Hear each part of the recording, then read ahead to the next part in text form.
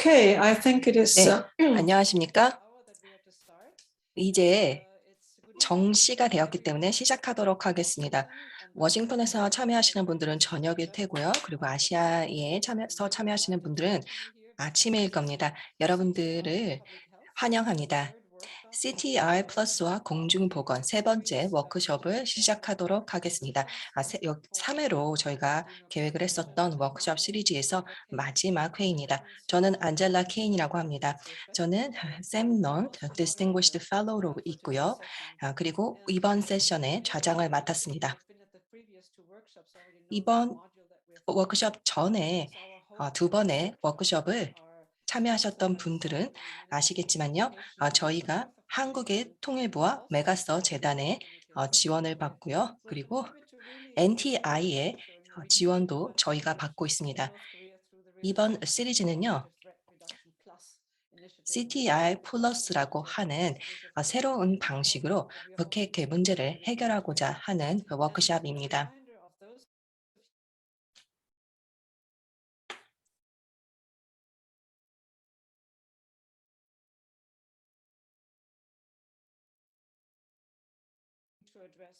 네.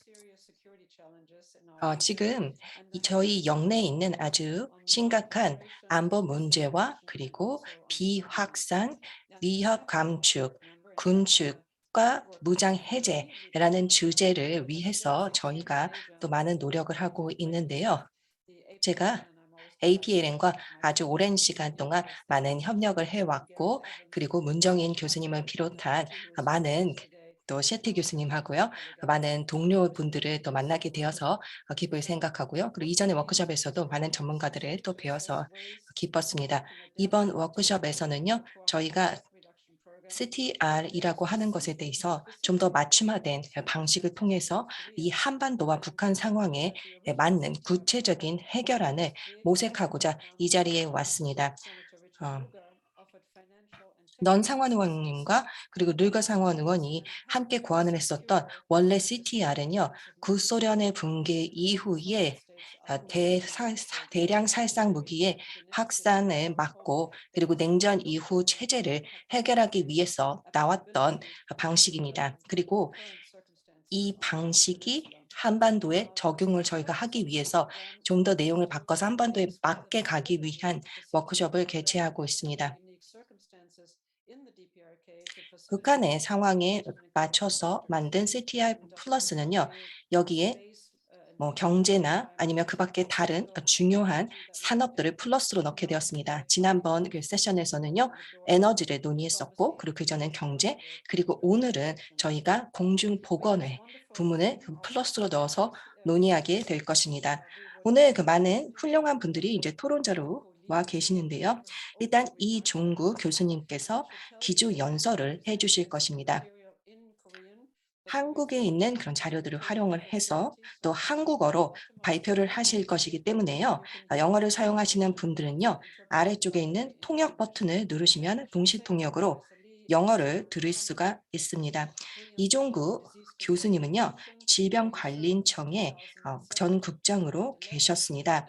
2007년부터 2011년까지 역임을 하셨고요.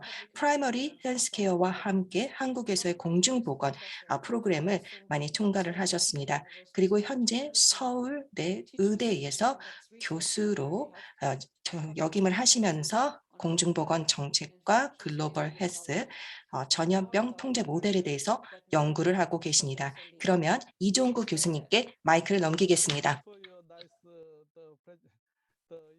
네, 친절한 소개 말씀 감사드립니다. 네, 저는 오늘 코로나19에 대한 한국의 대응과 그리고 글로벌 얼라이언스에 대해서 말씀을 드리도록 하겠습니다. 먼저 양해를 구하는데요. 제가 오늘 발표를 한국어로 진행하도록 하겠습니다. 제가 말씀드릴 부분은 이제 현재 상황과 어떻게 대처를 하고 있는지에 대해서 말씀드리겠습니다. 전 세계적으로 2억 3천만 명이 감염되고 474만 명이 사망으로 되는데 사실은 이제 익세스 모탈리티가 300만 명 더 있는 것으로 지금 이제 얘기가 되고 있습니다. 전 세계적으로 보면은 이제 3차 유행이 잦아들고 있죠. 아시아 지역이 사실은 이제 좀 이제 최근에 증가하고 있는 상황입니다. 특히 이제 동북아 지역에서 보면 러시아나 또 몽골의 사망이 두드러집니다. 작년 이제 WHO가 이제 폐익을 선언을 했죠. 폐익은 이렇게 4가지 기준에 따라서 이제 발표를 하게 되죠. 이것이 아주 시리어스한 이제 unexpected international spread인지 교통이나 이런 그 무역을 차단해야 되는지 이런 상황을 이제 판단하게 되는데 그것을 기준으로 해서 이제 WHE라는 것이 2000 에볼라 이후에 이제 2016년에 이제 런치가 돼서 이런 프로그램에 대해서 각 나라를 돕고 있습니다. 현재는 이제 마이클 라이언이 디렉터로 돼 있죠. 이런 데 폐기에 선언되면은 이제 각 나라에 대해서 WHO는 이제 서베일런스를 강화시키든가 또는 이제 인포메이션을 널리 알리고 경우에 따라서는 이제 그 단기 리커멘데이션과 롱스탠딩 리커멘데이션을 해야 합니다. 그리고 각 나라를 도와주고 그 다음에 이제 IHR을 지키는가를 확인하는데 이번에는 아주 모든 나라들이 이 IHR을 많이 어겼습니다. 그 이유는 이제 그 WHO 리커멘데이션에서 보도를 클로즈하지 않고 다른 얼터너티브가 있는 경우 예를 들어서 메디컬 이그제미네이션을 한다든가 백시네이션을 한다 컨택트 트레이싱 아이솔레이션 이그잼 스크린 이런 얼터너티브가 있는 경우에는 하지 말라고 그랬는데 이제 모든 나라들이 자국 그 이기주의로 문을 닫았습니다. 현재 우리나라는 4차 유행에 접어들고 있습니다. 평균 한 2,000명이 발생하고 있는데 대부분 이제 접종을 하지 않거나 한 번만 접종한 사람이고 사실은 이제 이런 그 20세에서 30세 사람이 제일 많이 발생하고 있고 이 사람들이 예방 접종을 하지 않은 상황이다. 물론 이렇게 이제 젊은 사람이 많이 발생하다 보니까는 사망자는 그렇게 증가하지 않고 있는 상황입니다.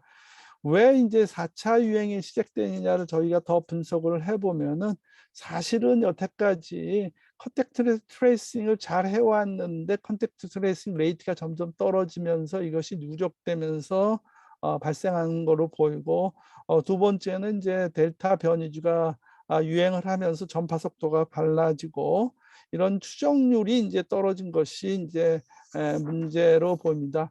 그동안에 한국은 이제 컨택트 트레이싱, 테스팅, 아이솔레이션, 쿼런틴을 핵심으로 해서 진행되어 왔고 거기다가 이제 non pharmaceutical 인터벤션이 다시 말해서 마스크를 쓴다든가 손을 잘 씻는다든가 커핑 에티켓을 잘 지키게 하는 이런 거 위에 이제 소셜 디스턴스를 했었죠. 근데 사실 소셜 디스턴스를 하더라도 우리나라에서는 록다운, 셧다운을 하질 않았습니다.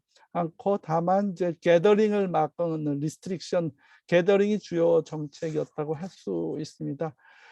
현재 각 나라의 예방접종률이 많이 올라가고 있는데 한국은 한 74%가 1차 접종을 하고 두 번 다 접종한 것은 45% 내입니다.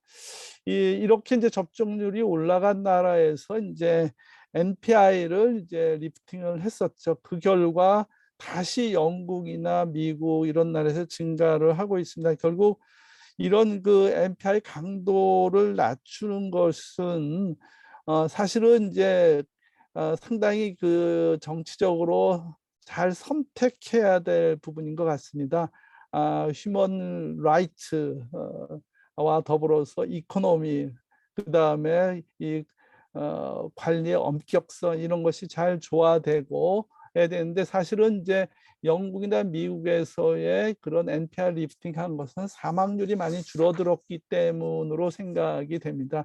사실 우리나라의 NPI는 어떻게 보면은 싱가포르가 예방접종률이 상당히 높음에도 불구하고 최근에 다시 환자가 증가하고 있어서 MPI 수준을 올렸습니다. 우리나라가 사실은 이제 상당히 그 싱가포르보다 낮은 상황입니다. 사실 많은 사람들이 우리나라의 상황이 상당히 리프팅이 그 강도가 센 거로 생각하지만 사실은 우리나라는 42점 정도, 45점 내외입니다. 그래서 그런 거로 봐서는 영국은 42점이고요.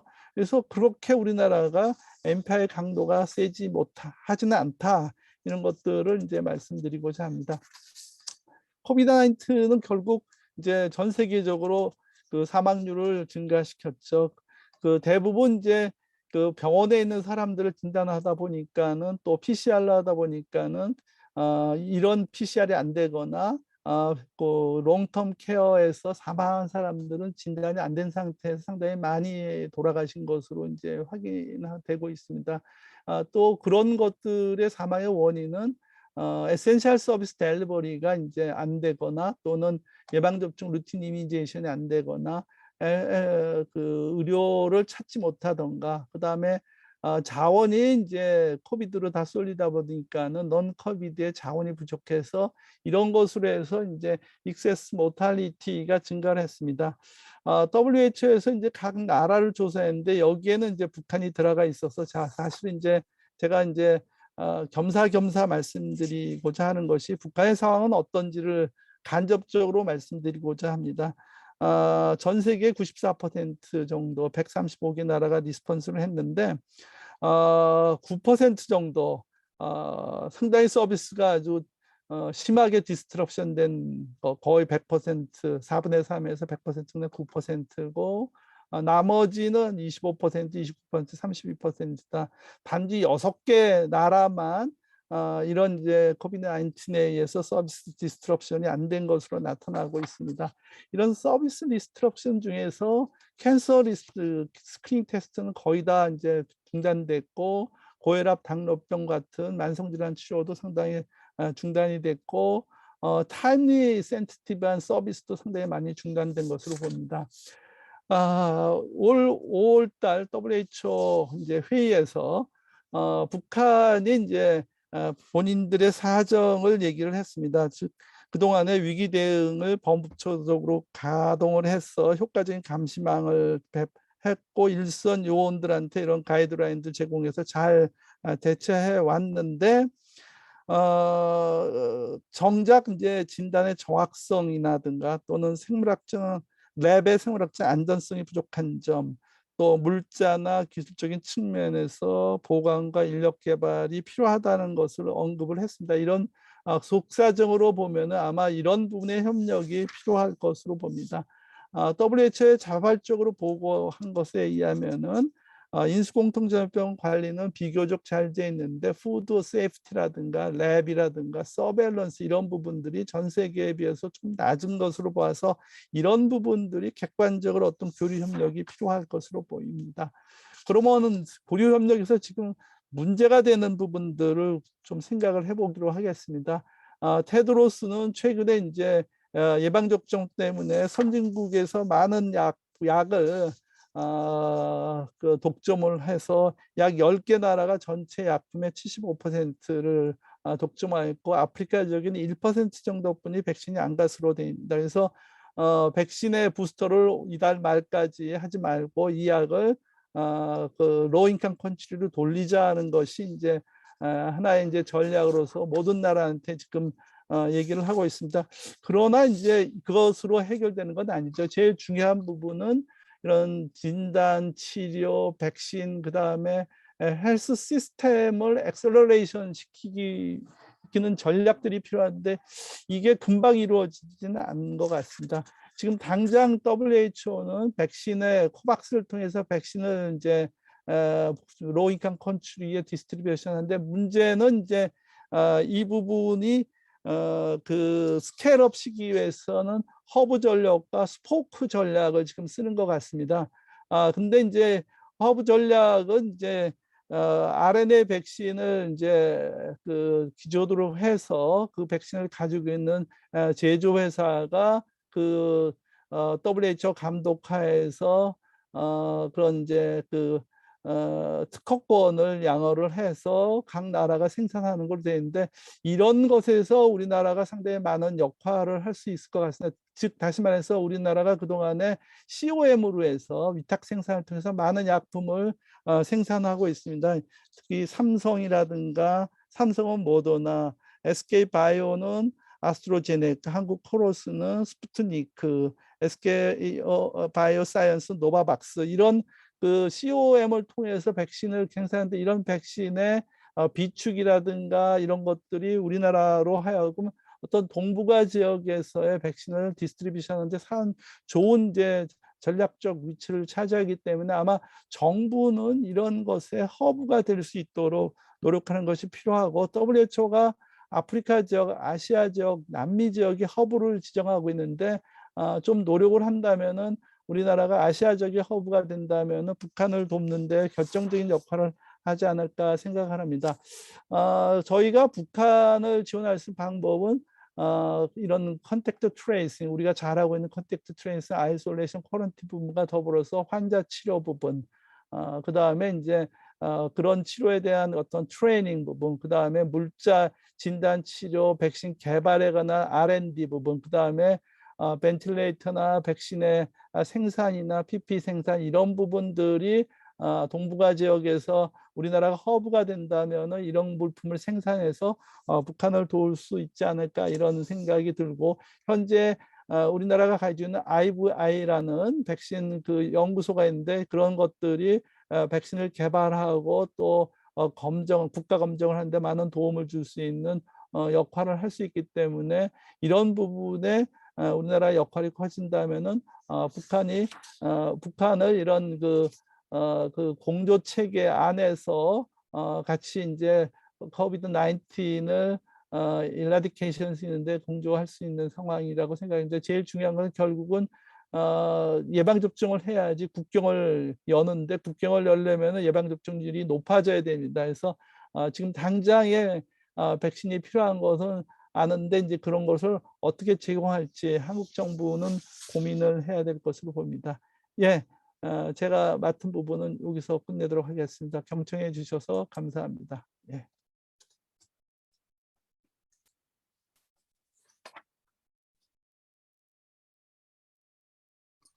Sorry, had to unmute myself. Thank you very much, Professor Lee. That was an excellent introduction to 네, the topic. 감사합니다. 정말 훌륭한 훌륭하게 말씀을 잘 해주셨고요. 오늘 그런 주제와 아주 깊이 연관된 것뿐만이 아니라 또 한반도에 있는 상황에 대해서도요, 저희가 잘 배울 수 있었습니다. 그러면 저희가 다음 이제 발표를 듣도록 하겠습니다. 이거는 기조연설이었고요. 그 두 개 발표가 있는데요. 신영정 교수님께서 첫 번째 발표자가 되어주시겠습니다. 네, 동북아시아의 보건 협력과 그리고 북한에 대해서 발표를 해주시겠습니다. 한양응대의대에서 예방의학 그쪽을 전문을 하고 계시고요. 그리고 클리니컬 헬스 팔러시에 그리고 이사로 계시고요. 그리고 예방의학 쪽에서도 또 전문가로 계십니다. 신 교수님께도 발표를 듣고요. 그리고 그 전에요. 여러분들 이제 아래쪽에 버튼에 통역 버튼이 있으니까요. 거기에서 이제 또 영어로 통역을 들으실 수가 있습니다. 감사합니다. 네, 그러면 신 교수님께서 발표하시겠습니다. Yeah, thank you, Angela Kane. 네, 안젤라 케인 저장님 감사합니다. Good morning and good evening. 네, 여러분 안녕하십니까? 저는 신영전이라고 합니다. And 저는 이제 professor at Hanyang University. 전문의이고요. 그리고 한양대에서 교수로 있습니다. Yeah, I'm happy to have an opportunity to present here.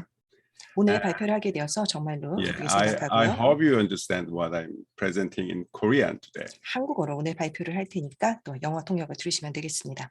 예, 제가 발표할 내용은 코비드 팬데믹 하에서 동북아 보건안보 협력체입니다. 통칭해서 Northeast Asian Public Health Initiative를 NEPHI라고 제가 말씀드리겠습니다. 아주 시간이 없기 때문에 아주 간략히 말씀을 드리면 지금 북한은 세 가지 위험에 봉착해 있습니다. 하나는 매우 강력하고 오래된 그 경제 제재 하에 있고요. 그다음 코로나 팬데믹 하에 있고 또 스스로 그 국경을 닫은 지 거의 2년이 다 돼 가고 있는 이 세 가지 문제가 있습니다. 그래서 여러 가지 그 인도주의적 문제가 발생하고 있다는 그 소견들이 좀 보여지고 있습니다. 가장 최근에 북한이 보고한 그 Voluntary National Report에 따르면 5세 미만 아동의 여전히 17.4%가 식량 부족 상태라고 보고를 하고 있습니다. 남북 관계가 경색되어 있는 상황에서 그 한국의 문재인 대통령이 이 네피를 작년에 제안을 했습니다. 저는 이게 굉장히 의미 있는 제안이라고 생각하고요. 그것이 가지는 배경, 그 다음에 그 경과 그리고 그 의미 또 앞으로의 과제에 대해서 간략히 말씀을 드리겠습니다. 우선 코로나 상황에 대해서는 이미 여러 차례 논의가 됐기 때문에 제가 이해하는 파악하고 있는 코로나의 상황을 그냥 간단히만 말씀드리겠습니다. 현재 제가 판단하는 것은 세 번째 단계에 와 있다. 첫 번째 페이즈 때는 초기 대응기고요. 두 번째는 부분적 완화를 했고 2020년 작년 그 9월 말부터는 규칙적인 집중 검사가 이루어지고 있다라고 볼 수 있습니다. 그리고 이 백신을 통해 한 이제 관리 체계로는 아직 진입하지 못하고 있는 페이즈 4로 진입하고 있지 못한 상황이다 이렇게 판단하고 있습니다. 그래서 자세한 내용은 좀 유인물로 대체하도록 하겠습니다. 이 북한이 보고하고 있는 상황에는요, 주로 말씀드린 바와 같이 작년도 9월 말부터 규칙적인 검사가 이루어지고 있는데 주당 약 1,500건, 1,400에서 1,500건 정도의 검사가 이루어지고 있다라고 보고하고 있고요. 흥미로운 것은 이 초기에는 주당 약 800명 정도의 의심 환자, suspected case를 보고하고 있는데 그 기준을 바꿔서 최근에는 이 SARS 케이스로 해서 Severe Acute Respiratory Syndrome 케이스를 보고하고 있는데 역시 주당 약 한 100명 정도 전후에 환자가 있는 것으로 보고하고 있습니다. 저는 개인적으로 북한이 현재 COVID-19 환자가 없다고 발표하고 있지만 이 그 SARS 환자 케이스 수가 아마 실제 그 코비드 환자 수와 좀 유사할 것이다 이렇게 판단하고 있습니다. 전반적으로 검사 상태를 보면 인구 규모를 보정했을 때 북한의 검사는 그 한국 남한에 비해서 한 100분의 1 정도밖에 검사를 규칙적으로 있긴 하지만 못하고 있고요. 그리고 대부분이 제너럴 파퓰레이션을 대상으로 하기보다는 보건 일꾼들을 대상으로 하는 검사이라서 한국과 같은 이 검사 기반 관리 체계는 하고 있지 못한 것으로 보입니다. 그리고 아까 서스펙티드 케이스를 인구 보정을 해보면 발생률은 남한에 비해서 약 30% 전후가 있는 것으로 생각이 됩니다. 실제 북한에 코비드 환자가 있느냐 없느냐를 보는 가장 인상적인 사건 중에 하나는 작년 7월에 이 노병대, 그러니까 National Veterans Convention을 열었습니다. 여긴 아시다시피 노병들은 그 코비드-19의 가장 리스키한 그룹이라고 할 수가 있습니다. 근데 실내에서 이루어졌고요. 1시간 넘는 행사에 아무도 마스크를 쓰지 않았고 이 자리에 김정은 위원장이 참석을 했고 상당 시간 연설을 했습니다. 마스크 없이. 그리고 1년이 지난 얼마 전에 다시 제7차 전국 노병대회를 개최했는데 역시 마스크 없이 진행이 되었지만 흥미로운 것은 이번에는 실외에서 이제 진행을 했다는 것입니다. 여러 가지 유사한 사항들을 검토해 봤을 때 제 개인적으로 북한의 코로나 발생은 있지만 상당 부분 관리하에 있는 거 아니냐 이게 이제 제 판단입니다. 4단계의 백신을 통한 관리는 아시다시피 코백스 퍼실리티가 북한의 약 20%에 해당되는 사람들에 대한 아스트로제네카 또는 그 코백스 백신을 지원하겠다고 했지만 북한이 받아들이지 않고 있습니다. 특별히 최근 9월 초에요. 북한이 발표를 했는데 우린 코백스 퍼실리티에서 제공하는 시노팜을 받지 않겠다. 그리고 이거는 다른 그 필요한 나라에 긴급히 필요한 나라에 제공했으면 좋겠다라는 의사를 공식적으로 밝혔습니다. 이런 의사는 세 가지 정도의 의미가 있다고 생각하는데 첫 번째는 그 20% 정도만을 제공하는 것은 사실상 별 의미가 없다라고 판단을 한 것 같습니다. 적어도 80% 이상은 제공을 해야 사실은 의미가 있기 때문에 코백스의 20% 정도의 지원은 별 의미가 없다는 판단을 하고 있는 것 같고요. 두 번째는 지금 코백스가 지원하겠다고 하는 그 코로나 코백스 코백스 그 중국산 백신보다는 뭐 얀센이나 모더나 쪽을 더 선호하고 있는 것으로 보입니다. 또 세 번째는 우리는 이제 문제 끄떡없다, 문제 없다라는 것들을 선전하기 위한 이 세 가지 의도가 있는 것으로 보이고 있습니다. 어쨌든 지금 현재는 그 백신을 통한 그 관리 체계로는 진입하고 있지 못하다 이렇게 볼 수 있습니다. 네피와 관련해서는 최초에 작년 9월에 그 문재인 대통령이 뉴욕 그 유엔 총회에서 이 네피를 제안했고요. 거기에 특별히 중국과 일본, 그다음 몽골리아와 북한의 참여를 제안을 했습니다. 이것이 가지는 의미는 이게 멀티래터럴 코퍼레이션에 대한 제안이었다는 게 좀 참신한 거라고 할 수가 있습니다. 그 배경에는요. 이러한 시도가 이제 상당 부분 다양한 영역에서 이 멀티래터럴 코퍼레이션의 시도가 있어 왔고요. 또 그런 것이 필요하다는 제안들이 전문가들의 제안이 있어 왔습니다. 그리고 이 헬스 섹터가 가장 비정치적인 분야이기 때문에 이 그 남북 경색을 깨는데 굉장히 중요한 수단이 될 수 있다고 판단한 것으로 보이고요. 그다음 말라리아랑 그 조류독감 그리고 아프리칸 스와인 피버 같은 인수공통 감염병 등에서는 남북 모두 협력이 불가피하다는 측면이 있는 것 같고 무엇보다도 그 2018년 그 남북 정상들이 이미 이 감염병과 관련된 협력에 대해서는 합의를 한 것이기 때문에 그 합의를 이행한다는 측면에서 가장 실현성이 높은 아젠다라고 생각을 했을 것으로 보입니다. 또한 북한에서도 이 교육과 이 관광 산업을 다시 활성화시키기 위해서는 이러한 네피와 같은 협력이 불가피하다는 측면이 있는 것 같습니다. 그리고 남북 관계만으로 문제가 좀 안 풀리자 이제 멀티래터럴 어프로치를 또 시도한 측면이 있다고 판단합니다. 현재까지 4번의 그 비디오 컨퍼런스만 있었습니다. 초기에는 일본이 들어오지 않고 미국, 중국, 러시아, 몽골리아만 참석을 했었는데 그 세 번째 컨퍼런스부터는 이제 일본이 참석을 했습니다. 하지만 북한은 아직 참석하지 않고 있고요. 최근에 4번째 비디오 컨퍼런스를 진행했습니다. 다시 올해 그 광복절 그 연설에서 북한에 대해서 문재인 대통령이 다시 한번 네피의 협력을 촉구했고요. 구체적으로 3가지를 협력하자고 그랬는데 하나는 역시 정보를 나누자, 그 다음에 그 메디컬 쿼런틴 서프라이즈를 공동으로 비축하자, 그 다음에 이제 트레이닝 프로그램을 공동으로 운영하자라는 보다 구체적인 사안들의 협력을 요청했습니다. 하지만 북한의 응답은 없었습니다. 이후에 흥미로운 사건이 몇 가지가 있는데 성김 그 US Special Envoy for North Korea가 2번 한국을 방문했습니다. 그래서 이제 주요 메시지는 어느 곳 어느 시간에든지 북한과 만날 용의가 있다는 얘기가 있었고요. 또 하나 흥미로운 것은 이 The Possibility of Humanitarian Aid에 대한 언급을 주요한 키워드로 언급을 했다는 겁니다. 다시 며칠 전 그 문재인 대통령이 그 유엔 총회에서 이 종전 선언을 하자는 제안을 했고요.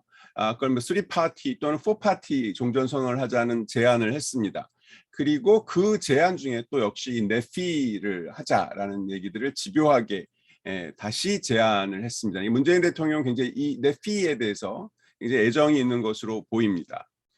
아시다시피 최근 그 김여정이 2차례 긍정적인 답변을 내놓았습니다. 그래서 뭐 대화의 가능성을 열어두는 긍정적인 사인이 극히 최근에 이제 있어서 많은 사람들이 또 기대를 하고 있는 상황입니다.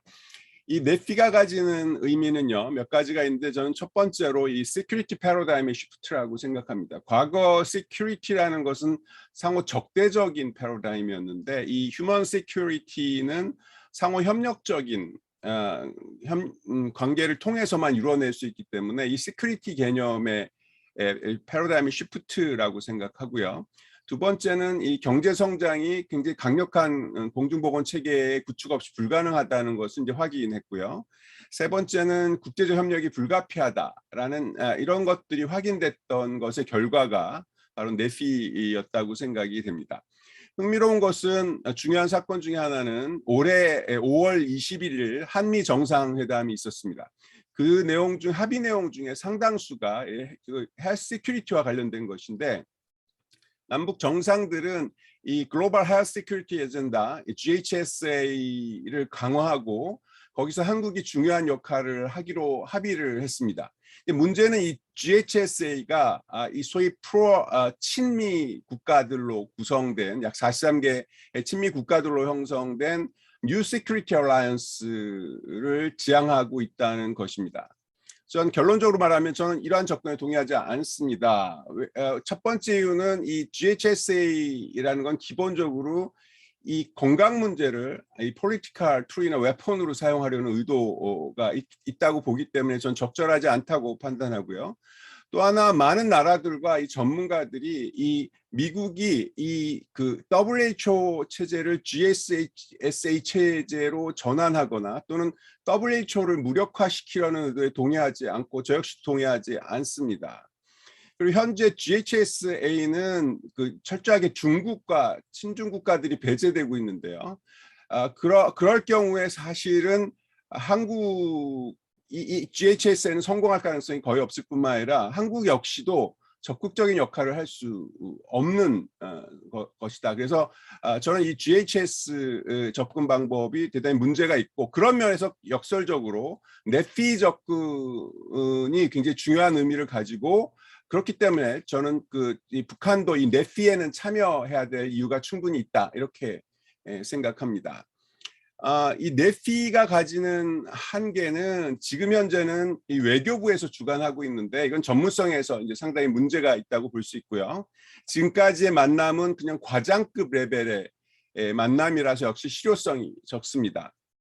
그리고 북한이 참여할 만한 그 매력적인 그 큰 재원이나 그 플랜들을 갖고 있지 못하고요. 특별히 북한이 참여하기 위해서는 저는 개인적으로 한 2천만 명 이상 되는 사람의 접종 백신을 제공하거나 그 단계적으로라도 제공할 계획을 제시해야 되는데 그런 안까지를 제시하고 있지는 못하다는 거고요. 그 방식이 조용할수록 아마 성공 확률이 높을 것이라고 생각이 됩니다. 그리고 현재 그 차이나와 러시아와 몽골리아의 역할이 굉장히 중요한데 어떻게 하면 이들이 적극적으로 이 네피에서 역할을 할 수 있게 할 것이냐가 또 과제라고 생각이 됩니다. 또 하나는 이제 기존의 인터내셔널 오거나이제이션의 역할하고 이게 어떻게 관계를 맺을 것인가 이런 문제를 푸는 것이 이제 매우 중요한 과제로 남아 있다고 생각이 됩니다. 예, 이상 발표를 마치도록 하겠습니다. 감사합니다.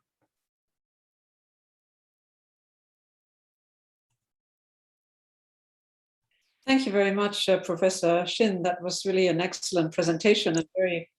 정말 훌륭한 발표였고요. 잘 들었습니다. And I wanted to thank you for that. And you really 네, updated. 훌륭한 발표 감사드립니다. 네, 사실 며칠 전에 일어난 그 북한의 그 대응과 그리고 또 대통령님의 그런 발표 연설 내용까지 그 발표 연설 내용까지 공유를 해주셔서 감사드립니다. 그래서 저희가 네피에 대해서도 또 잘 알 수 있었습니다. 네, 저희가 다른 또 발표자 한 분이 기다리고 계시는데요. 네, 그러면은 다음 발표자를 소개해 드리도록 하겠습니다. 박상민 교수님이십니다. 박상민 교수님께서는 북한의 코로나 상황 및 공중보건 분야 우선순위와 필요라는 주제로 발표를 해주시겠습니다. 박상민 교수님은 서울대학교 의과대학의 바이오메디컬 사이언스와 그리고 또 가정의학과 교수님이십니다. 오늘 박상민 교수님께서도 한국어로 발표를 해주신다고 합니다. 통역이 필요하시는 분들은 통역을 이용을 해주시기 바랍니다. 네, 박상민 교수님께 그러면 마이크를 전달해 드리도록 하겠습니다. 네, 따뜻한 소개 감사드립니다. 저는 발표를 한국어로 하도록 하겠습니다. 크게 세 파트 준비를 하고 있습니다. 코비드-19 팬데믹 위기를 겪으면서 북한도 국방안보뿐만 아니라 보건안보, 건강안보가 건강을 유지하는 데 매우 중요한 사항이라는 것을 잘 알고 있습니다. 특히 북한의 입장에서는 건강 안보는 체제 안정하고도 직결이 되고 또 부족한 보건의료 재원을 국제사회에 지원받는 중요한 창구가 예방접종을 담당하는 세계 백신 연합이나 또는 결핵 말라리아 등을 담당하는 글로벌 펀드와 같이 건강 안보와 관련된 기구이기 때문에 더욱더 중요하다고 할 수가 있습니다. 제 발표는 아래와 같은 세 가지 주제를 가지고 말씀을 드리도록 하겠습니다. 먼저 첫 번째 토픽인 북한의 코비드-19의 리스폰스, 신영전 교수님께서 발표해 주신 내용들이 실제 북한의 보건의료 시스템에 어떠한 영향을 끼쳤는지에 대한 부분을 간략하게 소개를 드리도록 하겠습니다. 보면 유엔 제재와 경제 위기 속에서 북한의 보건의료 체계는 과거의 체제 전환국들에서 공통적으로 겪었던 만성적인 보건의료 재정 부족으로 인해서 비공식 보건의료 시장의 확대를 경험하고 있습니다. 이러한 변화 속에서 코비드-19에 대한 북한의 이런 봉쇄 정책은 경제를 더욱더 위축시키고 또 비공식 의료 시장의 확대를 경험을 하고 있습니다. 특히 이 북한의 만성적인 보건의료 재원은 의료인과 관련된 월급과 배급을 적절하게 이루어지지 못하게 하였고 이런 부분은 결국은 정부의 통제를 보건의료인에 대한 통제를 약화시키면서 비공식 환자 부담금이나 또는 비공식 개인 진료, 장마당에서의 약국에서의 장마당화나 또는 개인 약국의 확대와 같은 비공식 의료 시장의 확대를 강화하였습니다. 이와 같이 사회 안전망이 약화된 상태에서 비공식 의료 시장의 확대는 북한 주민들의 개인 진료, 또 자가 진단, 자가 치료에 대한 행동을 보이고 이는 빈부에 따른 의료에 대한 접근성의 격차를 강화하는 경향을 보이고 있습니다. 물론 북한의 사회주의 의료 시스템이 예방접종이나 감염병 방역에 관련된 부분에서는 현재에도 제한적으로 통제하에 잘 작동하고 있습니다. 이런 부분들이 추후에 코비드-19 예방접종이 공급이 됐을 때 이 예방접종률이 높을 수 있다는 것을 시사를 하지만 이러한 지속적인 장기적인 관리가 필요한 만성질환이나 비감염병 질환과 관련된 부분에서는 매우 취약하고 또 앞으로 우리가 유엔 제재와 코비드 락다운이 지속되는 상황에서 북한의 보건의료 시스템이 어떤 영향을 받는지를 이해하는 것이 추후에 교류협력 방안을 고민하는 데 필요하다고 할 수가 있겠습니다.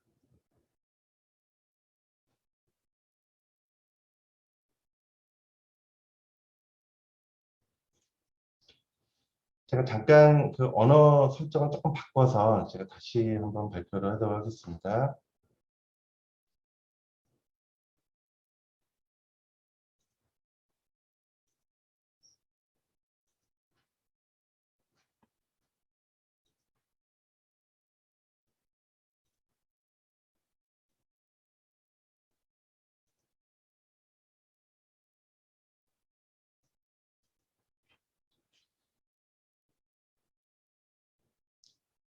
두 번째 토픽에 대한 부분을 말씀을 드리도록 하겠습니다. 혹시 잘 들리시나요, 지금? 네, 두 번째 토픽은 북한에서의 그 국제사회에서의 보건의료 지원이 실질적으로 향후에 코비드-19의 예방접종이나 방역과 관련된 부분으로 어떠한 역할을 할 건지에 대한 부분을 파악하기 위해서는 결국은 국제사회가 보건의료에 대한 재정 지원을 어떻게 했는지를 파악하는 것이 중요하다고 할 수가 있습니다. 국제보건의료의 ODA 흐름을 파악할 때는 공여국이 누구인지 그리고 경유하는 채널이 어떤지 이와 함께 북한에서 사업이 실행되었을 때 정부 주도와 NGO 관련된 파트에서 어떻게 실행되는지가 상당히 중요합니다. 북한 같은 경우는 실행의 측면에서는 정부 보건성 주도의 정부 프로그램만을 실행으로 허락하기 때문에 상대적으로 이 채널 기구가 어떤지가 상당히 중요하다고 할 수가 있습니다.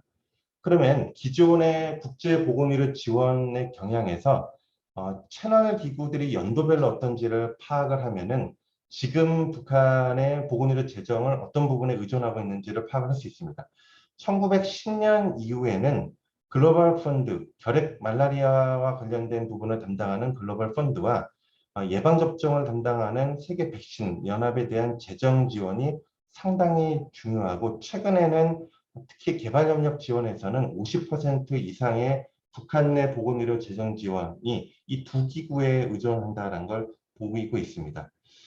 2002년부터 2019년까지의 재정 지원을 모두 다 누적한다 하더라도 결핵과 말라리아를 지원하는 글로벌 펀드, 그리고 예방접종을 담당하는 세계 백신 연합이 상당한 포션을 차지하고 있고, 세계 식량기획 같은 경우는 그 식량 부족과 관련된 인도적 지원으로 지원하는 부분이기 때문에 이 두 기구, 감염병을 담당하는 이 두 기구는 다 건강 안보하고 직결이 됩니다.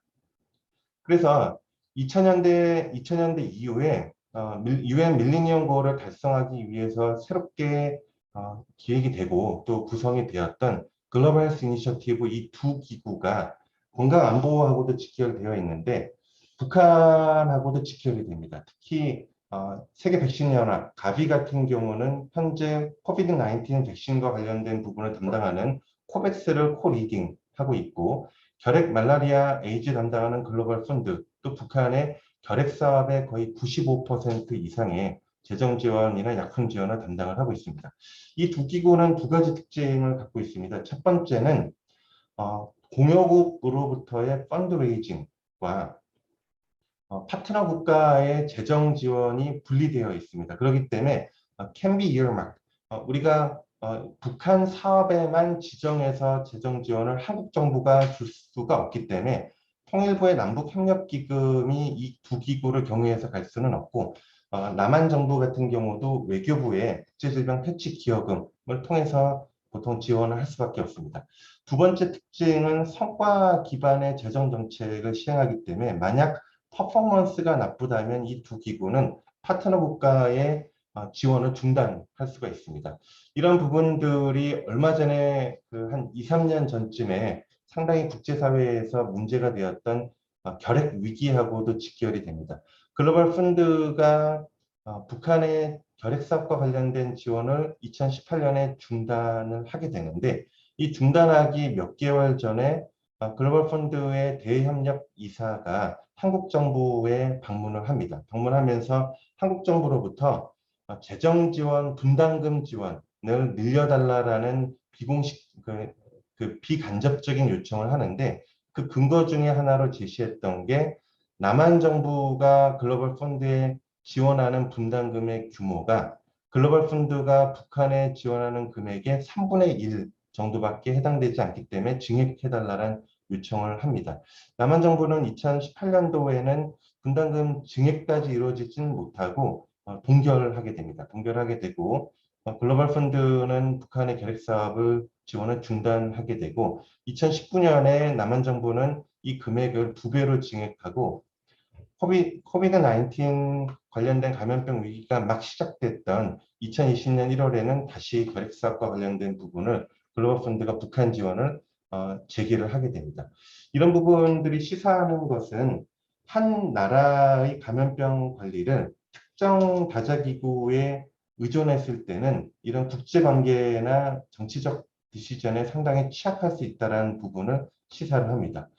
이와 함께 생각보다 그 도너 국가의 역할이 크다라는 것을 또 간접적으로 시사한다고 할 수 있겠습니다. 특히 대한민국 정부 같은 경우는 통일부의 남북협력기금을 통해서 UN 기구의 보통 북한 사업으로 재정 지원을 하게 되고, 외교부 같은 경우는 국제질병 퇴치 기여금을 토대로 해서 간접적으로 세계 백신 연합이나 글로벌 펀드를 경유해서 북한의 여러 감염병 관리에 대한 부분을 지원한다라고 볼 수가 있습니다. 그래서 지속적인 어떤 사업과 관련된 부분은 대한민국 정부의 의사결정이 상당히 중요할 수 있다는 걸 시사합니다. 이와 함께 신영장 교수님께서도 적어도 북한 주민의 80% 이상이 코비드-19 예방접종이 지원이 돼야지만 북한 정부도 이를 받아들이면서 여러 그 건강 안보에 관련된 측면의 문제에서 국경을 또 열거나 또 관계를 개선하는 부분이 가능하다는 부분을 제안을 해주셨습니다. 2000년부터 2019년까지 인도적 지원을 북한에 지원했던 공여국에 대한 부분을 모두 다 포함을 하면은 압도적으로 미국의 비중이 큽니다. 그런데 이 미국의 비중을 살펴보면은 북핵 위기가 발생하기 전인 2000년부터 2004년까지 금액만 합쳐도 지금까지 모든 나라에서 공유했던 거에 비해서 봤을 때 1위 국가입니다. 그 다음에 일본과 대한민국 정도인데, 일본 같은 경우도 다 이 북핵 위기하고 관련된 부분으로 공조를 마치고 있는 것으로 보여집니다. 그렇기 때문에 인도적 지원의 측면에서 대규모의 특히 코비드-19 관련된 대응으로 북한에 지원을 할 때에는 미국의 그 결정이 중요하다고 생각이 됩니다. 이와 함께 대한민국 정부의 공조와 함께 다른 공유국들이 함께 협력을 해서 적어도 지금의 이 인도적 위기 상황에서는 직접적 강제적인 북한에 대한 지원이 필요하고, 특히 코비드-19 테스트나 백시네이션 관련된 부분에서 북한이 받아들일 수 있는 다자기고를 경유해서 지원하는 의사결정이 상당히 필수적이다라는 것을 이런 과거의 지원 경향을 보아서도 파악을 할 수 있으리라고 생각을 하고 있습니다. 마지막 토픽은 신영장 교수님께서 발표해 주셨던 내용과 맞물린다고 생각이 됩니다. 향후에 위드 코로나 또는 포스트 코로나 시대에 향후에 이 한반도 내에서 어떻게 하면 건강 공동체, 생명 공동체를 구축을 할 수 있을 것인가에 대한 부분에서 북한도 경제적 위기, 경제적인 이득이나 산업적 이득을 가지면서 참여할 수 있는 모델이 필요하다고 생각이 듭니다. 이런 부분들은 남북이 상호 시너지 속에 지속 가능한 수평 협력 모델을 구현할 수 있을 때만이 실질적인 협력적 위협 감축을 시킬 수 있는 방안이기 때문에 중요하다고 생각을 하고 있습니다. 이런 부분으로 보건의료 영역에서는 바이오메디컬 클러스터에 대한 코퍼레이션에 대한 모델이 중요합니다. 대표적인 국제 사례 중 하나로 들 수 있는 게 스웨덴과 덴마크의 바이오메디컬 클러스터인 메디컨밸리 모델을 들 수 있습니다. 이 두 나라는 1980년대 경제 위기를 겪으면서 함께 협력을 해서 이 바이오메디컬 클러스터를 접경 지역에 구축을 하게 되고, 지금은 세계적으로도 3위의 바이오메디컬 클러스터를 구축을 한 경험이 있습니다. 이런 모델을 남북의 접경 지역인 DMZ와 인접 국경 지역에 만약에 구성을 한다면은 새로운 모델을 구축을 할 수 있습니다. 특히 이런 부분들이 시사하는 부분들이 매우 크다고 생각이 됩니다. 이 접경 지역에서 남북의 전문가와 산업체들이 한 공간에서 공동으로 연구 개발과 생산에 참여할 수 있다면 이런 부분들이 실질적으로 지속 가능한 수평적인 남북 협력에 의미 있는 이정표가 될 수 있으리라고 생각을 하고 있습니다. 이런 모델의 그림은 통일부에서도 작년에 이 과제를 지원했습니다. 이 과제를 지원하면서 여러 남한에 있는 전문가들이 함께 협력해서 만들어낸 모델인데, 먼저 Y축, 세로축을 살펴보면은 인간과 동물과 식물이 함께 아우릅니다. 인간, 동물, 식물이 함께 아우르면서 감염병과 관련된 부분은 인간, 동물, 식물을 가리지 않고 남과 북을 경계를 나누지 않기 때문에 사람과 동물과 식물을 함께 아우르는 원헬스 개념을 다루면서 바이오메디컬 사이언스와 농생명과학에 대한 R&D 측면과 임상과 산업과 관련된 부분을 가로축으로 함께 있는 형태의 인터코리안 바이오메디컬 클러스터 모델을 제안하고 있습니다. 여기에는 의생명과학뿐만 아니라 식량 안보와 관련된 농생명과학에 관련된 측면, 그리고 북한의 강점인 이런 천연물 신약에 대한 측면과 함께 감염병 관련된 부분을 함께 아우르는 R&D 센터와 사람과 관련된 임상병원, 동물병원, 식물병원을 함께 아우르고, 여기서 구축된 부분들이 적정기술과 관련된 의료기기에 대한 생산이라든지 예방접종이나 신약 관련된 부분이라든지 스마트팜 시스템을 고려하는 농생명 관련된 부분을 함께 아우르는 이런 접경 지역에 관련된 프로젝트들이 구축이 된다면은 훨씬 더 협력적 위협 감축과 관련된 부분을 지원해 줄 수 있는 하나의 툴이 될 수 있으리라고 생각을 하고 있습니다. 지금은 이런 모델들이 실질적으로 구축이 되려면은 이것이 구체화되기 위해서는 남북관계가 여전히 단절되어 있는 상태이고 국제사회에서 대북제재 문제를 해결해야 된다는 다양한 과제들이 산적해 있긴 합니다. 하지만 오늘의 모임을 통해서 전 세계 전문가들이 함께 머리를 맞대어서 면밀히 강점과 단점을 파악하고 해결할 방안을 세심히 준비한다면은 북한이 실질적으로 참여할 수 있는 국제사회와의 협력과 지원을 이끌어내는 한반도 생명건강공동체 준비를 위한 소중한 계기가 될 것이라는 걸 기대하면서 오늘의 발표를 마치도록 하겠습니다. 감사합니다.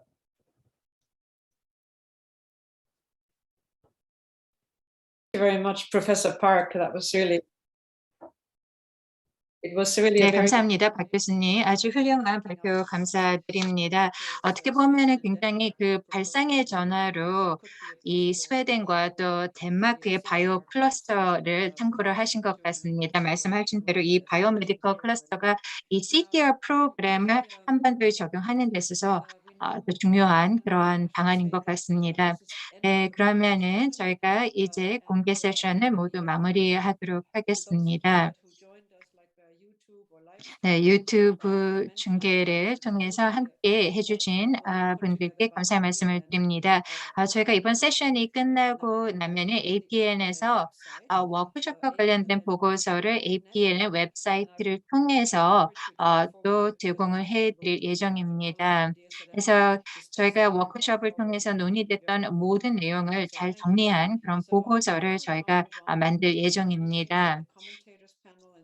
네, 저희가 이제 비공개 토론을 진행하기에 앞서서 5분 동안 휴식 시간을 갖도록 하겠습니다. 네, 그러면은 잠시 후에 저희가 비공개 토론을 시작을 하도록 하겠습니다. 다시 한번 훌륭한 발표를 해주신 발표자분들께 다시 한번 감사의 말씀을 드립니다. 감사합니다.